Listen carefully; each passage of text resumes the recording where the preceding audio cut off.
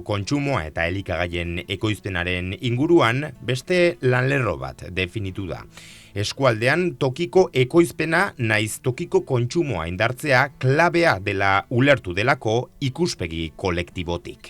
Sektorearen profesionalizazioa landu nahi da. Alde batetik, azoka lekuak erabairritzeko aukerak landuko dira eta azokak sustatzeko ekintzak bideratuko dira besteak beste sentsibilizazioa lantzekoak. Bestetik, Urola Erdiko elikagai katearekin lankidetzan, tokiko elikagaien ekoizpena indartzeko ekintzak diseinatuko dira.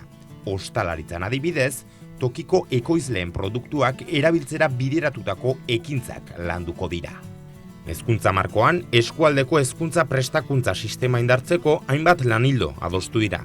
Etorkizunean gizarteak izango dituen erronkei erantzuteko kontestuak sortu eta hezkuntza eta tokiko beste eragile sozioekonomikoen harremanak indartzera bideratutako espazioak sortzea klabetzat jo da prozesuan. Ildo beretik, eskualdeko ehun sozioekonomikoak dituen beharren arabera egokitutako prestakuntza garatzea lehenetsi da.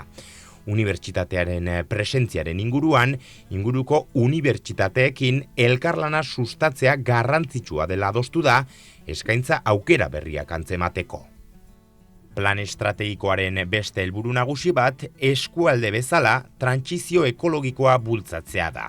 Eskualdeko industria eta negozioek trantsizio ekologikoaren beharraz sentsibilizatzea da lehenengo pausoa. Horretarako, sentsibilizazio espazioak sortuko dira.